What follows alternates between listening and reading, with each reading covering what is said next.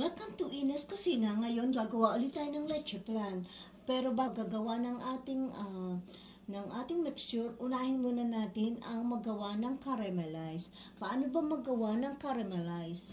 Since 5 ang gagawin ko, maglalagay ako kasi maraming caramel binabawasan. So, maglalagay ako dito ng 1½ cup para gawing caramel. So, ang ginamit kong lutuan non-sticky para mas maganda at saka pinainit ko na muna yung lutuan. Pag nagluluto kayo ng caramel,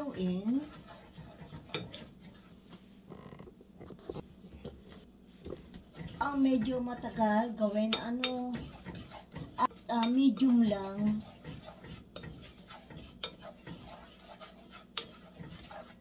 Kakaluto, kaya dapat talaga tiyagaan lang halo.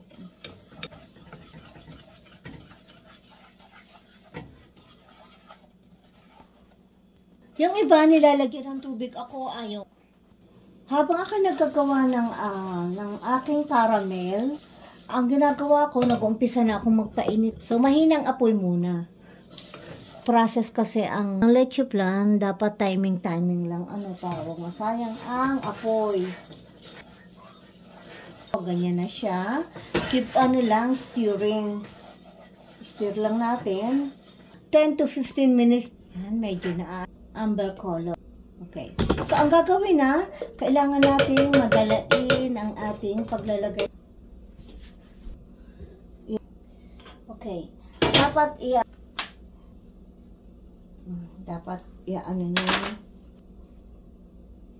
dapat mabilisan kasi madali itong mainit lang, pero ingat ka. So doon sa isa't kasi ako gusto ko mas maganda kasi pag marami ang syrup, kasi siya pagka so yan, okay.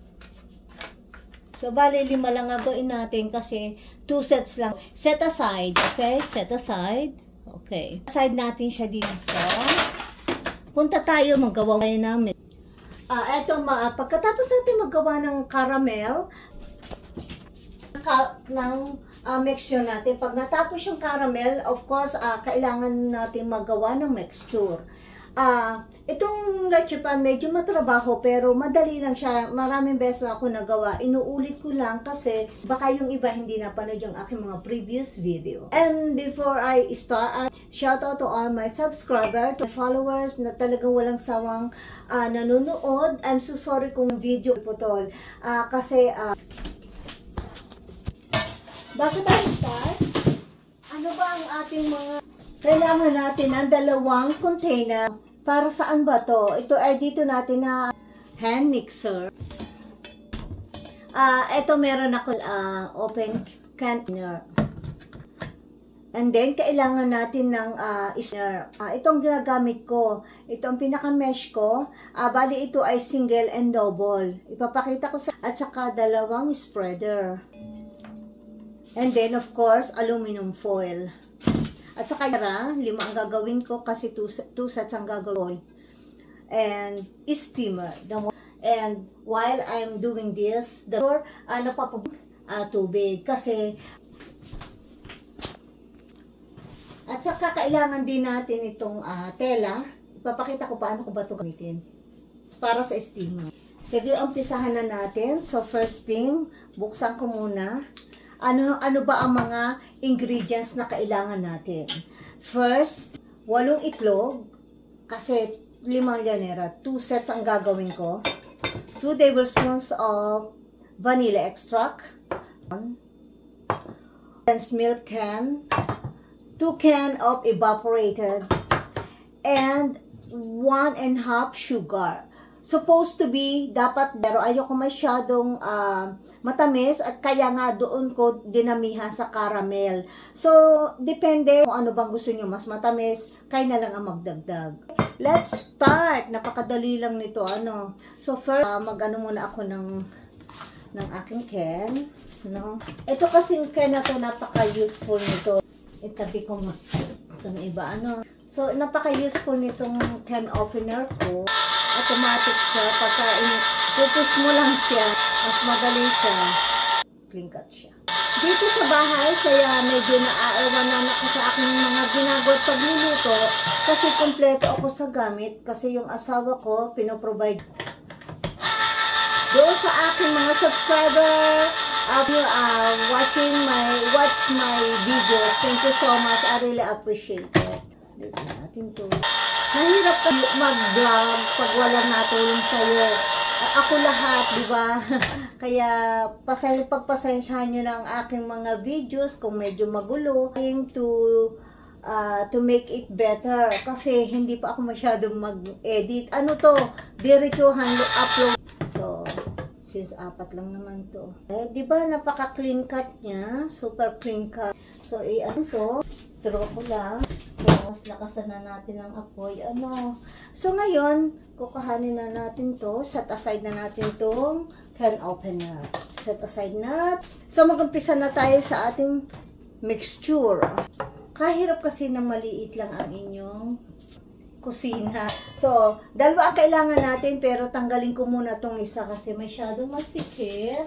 So, ngayon, ang uunahin natin ang egg. Bali, I will put, bago pala ninyo gamitin ang egg, be sure na hinugasan nyo to.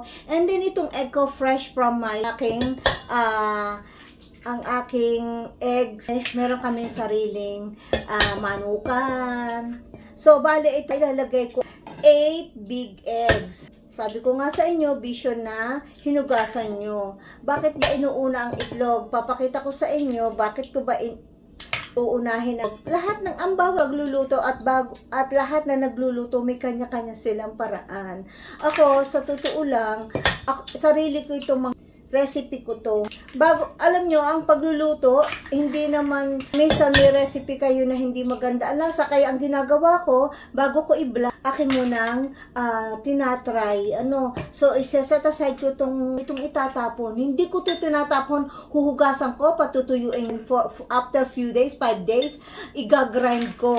I-blender ko siya, isasama ko sa aking mga halaman. At later on, di ba, doon sa una kong mga videos, meron na akong ginawang ganun. Pero next time, ako gagawa ulit. So, set us. Mga kakusina ako, ayaw kong gumawa ng class, pero I'm sure na malinis ang aking kamay. And then, okay, pagkatapos na ilagay ang ating itlog, half sugar. Depende sa inyong preferences, okay? And then, ito yung una nyong imi-mix. Para bakit inuuna ko ang sugar at saka bakit hindi ko pa pagsama-samahin. Sa ilang beses ko ng pagluluto, nagtatry ako ng best way and then yung more smoother. So, na-realize ko, nakita ko na dapat mas maganda yung itlog at kasi, pag pinagsama-sama nyo na, minsan mahirap mas sugar. So, huwag nyo pakakalakasan, paikot lang, kasi nang hindi mag-produce ng maraming. Ito kasi minsan ang problema sa paggagawa ng leche flan, talagang minsan may babo. Hinay-hinay lang, Okay, so, diba? Yan, medyo, na. Batiin lang natin ng 4 off. Okay. And then, yan, okay na siguro to. Contribution na nagsama yung itlog. Okay, off na natin. No? So, ngayon, ilalagay na natin ang ating condensed milk. Ito ay 2. Okay, so, ito, dito natin gagamitin ang ating spreader at saka 2 condensed. Kasi very sticky itong condensed. Bali itong aking pagluluto, ako lang ang nagluluto. Wala akong katulong sa pagbibigay. Alam niyo na, yung asawa, may kanyang ginagawa yun. So, ganito. Pag available ang asawa ko, tinutulungan niya ako sa strain, pagsasala. Alam niyo, inaano ko talaga, sinasaid ko, sayang kasi pera. Yan. Yan. Sige, lagay pa natin yung isa. Yan. Doon sa hindi pa nakakakilala sa akin, I am from Lipa City, Batangas. Batangueña, si Kakusina. Yan. Hili ko na talaga ang pagluluto. Kasi ito, sa totoo lang, ito ang favorite gawin ng nanay ko. Isa sa recipe niya. Ito ang paborito niyang lutuin. Yan. Ang hirap kasi masyadong ma-sticky siya. Okay. Yan. Okay. So, set aside na natin to, no? Throw na natin to sa, yan. And then, yun ako kasi simot. Ihuhulog na natin 2 spoon vanilla. At saka, 2 tablespoon lemon. Yung iba hindi ko magamit ito. Yung ko sa Pilipinas, pwede ang fresh lemon or fresh calamansi. Kasi kahit mapasama yung buto, sasalain naman. Ano, set aside ko muna to. Okay. So, ito, haluin na natin to sa medium. Okay, yan. Ganyan lang. Di ba? Napakadali lang. Haluin natin to ng mga 5 minutes. Ng 5 minutes. Ganito ang ginagawa ko. Pinapaikot ko lang itong ano, para hindi nga masyado siyang magbabot. Yan. Parang ano lang. I-move nyo lang. Kung wala kayong hand mixer, meron kayong stand mixer, pwede rin naman. Meron akong stand mixer pero mas prefer ko to. Kung wala naman, mang mano-mano, gagamitan tayo ng beater. Pero mas mabilis kasi pagka itong... Ano ba ang purpose ng lemon? Nagbibigay kasi siya ng flavor. Alam niyo yung sweetly sour. Yun. At saka yung vanilla, nagbibigay siya ng flavor. Pero alam niyo, sa totoo lang, kung may mabibilhan lang ako ng kalamansi, mas gusto ko ang kalamansi. Yan. Eto, after 5 minutes, tapos na ako. So, ang gagawin naman atin na itong sasalain. So, since nag-iisa lang ako, may sabi ko nga sa inyo, mahirap pagkagawa ng leche flan nag-iisa. Supposed to be, kung may kasama ako, madalian. So, pero ganito na lang ang gagawin. Scooping ko na lang siya, and then gagamitin ko yung ng strain. Itong ito ay in-order ko. Sabi ko nga, kasi kung nandun ang asawa ko, tutulungan niya ako. Ang hirap kasi ng... Sabi ko nga sa inyo, naghugas na ako ng... Sinasala natin para matanggal natin yung mga latak-latak. Para ang kalabasan ng ating ay soft. And then ngayon, gagawin na natin yung second straining. So ito yung dog. This is the last na ating strain, sasalain, okay? Natapos na natin yung first sala. Yan, ang tinulungan na ako ng asawa ko kasi hindi pwede. Hold on. So, napaka-useful nitong mesh na to na nabili ko sa online. Ito, pagka lalabhan nyo na, gamitin nyo lang suka at saka dishwashing. Huwag nyo ilalagay sa washing machine kasi para yung line niya hindi mag-ano sa... Yan ang aking secret advice. Madali lang. Washing with hot water. O, diba? Mabili ka at may katuyan. Thank you, hubby. Yan. It's really hard when you're doing this alone. I-squeeze lang natin. Ito nga sa inyo, habang nagagawa tayo ng ating, kailangan magpakulo na ng tubig. Okay. Napakadaming matrabaho talaga.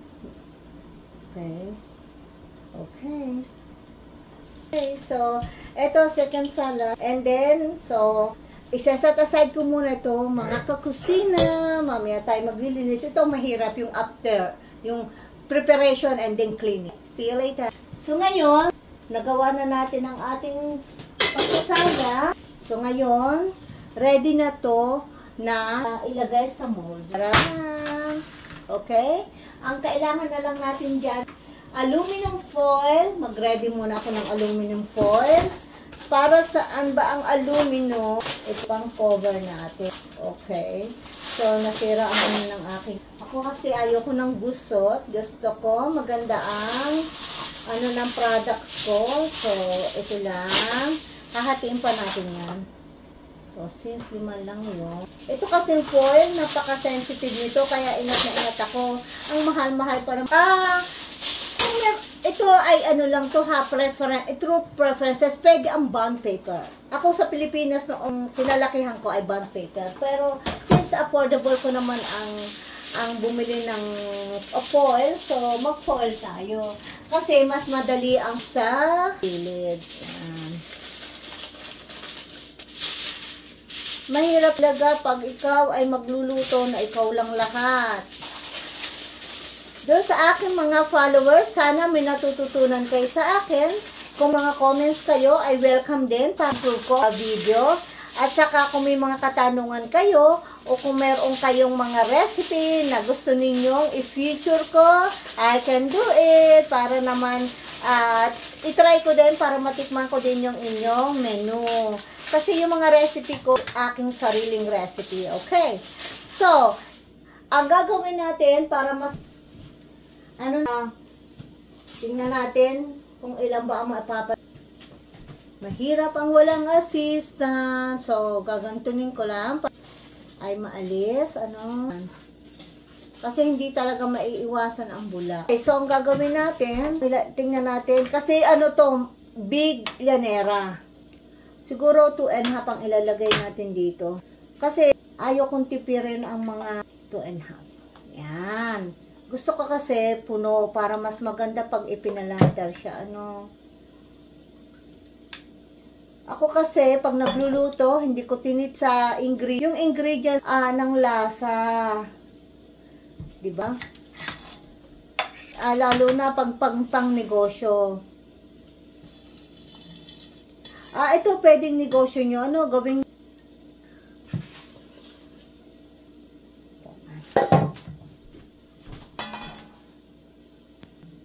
yan.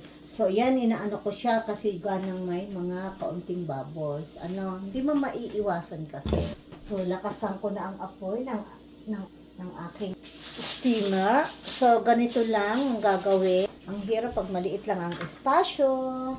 So, lang natin. Ganito lang. Kaya ayoko ng gusot na foil. Dapat siya flat na flat. Lang sa gilid. Kaya mas maganda talaga foil. Mas madaling gamitin kaysa bond paper. Pero kung wala talaga magamit, wala naman choice, di ba? So, okay lang. Basta importante, kailangan nating i-cover kasi para hindi pasukin na ang tubig. Yun ang purpose na. So, i-set aside natin. Ang hirap talaga na walang space. Next. Pagka maliit lang espasyo, naglalas, na.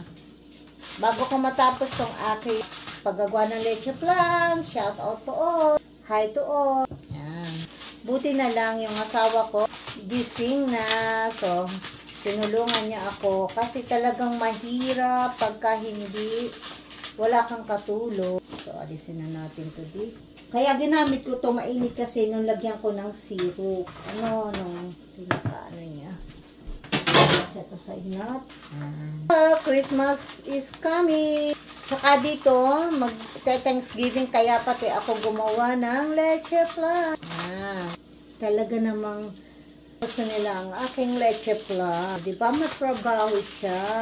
Pero sabi ko nga sa inyo, kung may katulong, madali lang. So, ito. 5 lang ang nagawa ko. So, okay. So, medyo mainit. So, ang gagawin natin, na siya. Okay. So, ang gagawin natin, mga tapusin. Di ba yung tela natin ay aming trabaho. Yan. May siyang foil, ginagawa ko pa rin ganito. Yung protection nito kasi pag wala to, di ba pag nag-steam yung tubig, nagdadrop. Okay. So, ang gagawin natin, alisin ko muna to. Yan, tama-tama. Nagbubble na siya. Di siya talaga na nagbubble mga kakusina. Para yung temperature. Last time, ang gawa ko ay oven bake. Binake ko siya ng 1 hour to 1 hour 30 minutes.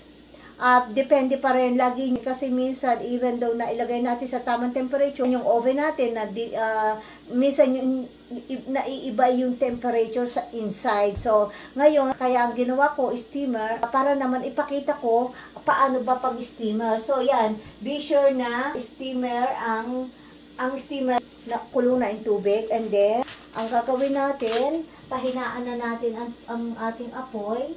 So ilalagay na natin to. Kasi, Dapat kanyang temperature ay tama para hindi mag-bubbles or parang napay pag naluto. So, sa isang ganito, tingnan ko, 3 lang ang ilalagay. 3 lang ang nilagay ko, and then, ayan. Lulutuin ko to ng 1 hour. After 1 hour, checkin ko kasi large yung ginawa ko. Ayan. Ayan. So, and then, tatakipan ko siya. Ayan. So, ipakita ko. Pasensya na, walang nagbi-video. So, pakita ko na lang paano bang ginawa ko. So, yan. Yan. O, yan, diba? Yan. Huwag nyo laging bubuksan. Para pati kaya ito ang tela, ang purpose nito, para yung gilid niya ay hindi siwang, hindi umano yung usok niya, yung pinaka-steam. Sige, balikan ko kayo after ng 1 hour. Pakita ko sa inyo ano ba yung outcome. Thank you. After na maluto, kailangan natin, ito luto na siya, kailangan muna nating i-cool sa refrigerator, pwedeng few hours bago kainin, o much better na, and then, saka natin kakainin. And then, ito pwede to until 1 week to 2 weeks. Basta may cover siya and then hindi pa siya na-unmold. Okay? Pakita ko sa inyo, balikan ko kayo. Pwede nang ilagay ito. Jandararan! Ito na ang lan. Yan. So, ang gagawin lang natin, kailangan natin ng platter. Ito ay naman to pang sarili at sample ko to.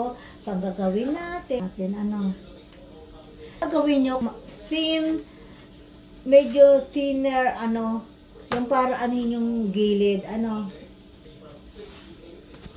yan, itataob lang natin ng ganyan. Oh wow, look at, good for your tummy. Sige nga, try natin mag-slice. O, diba? Sabi ko nga sa inyo, ang paggagawa ng leche plan depende sa references nyo. Kasi itong asawa ko, mas gusto niya ang maraming syrup. Pero yung iba, gusto nila kaunti lang. At saka yung maraming syrup siya, maganda pag pinalater mo, hindi nagda-dry. Okay? So, hanggang natin. Okay, guys, look. Kaya yung pinaka-make sure niya, nileles ko lang sa isang cup, gawin ko na lang na, sa isang cup, gawin ko lang 1/2 cup. Kasi dito ko nilalagay yung ibang sugar sa syrup. Okay, by the way guys, thank you for watching my videos. At saka,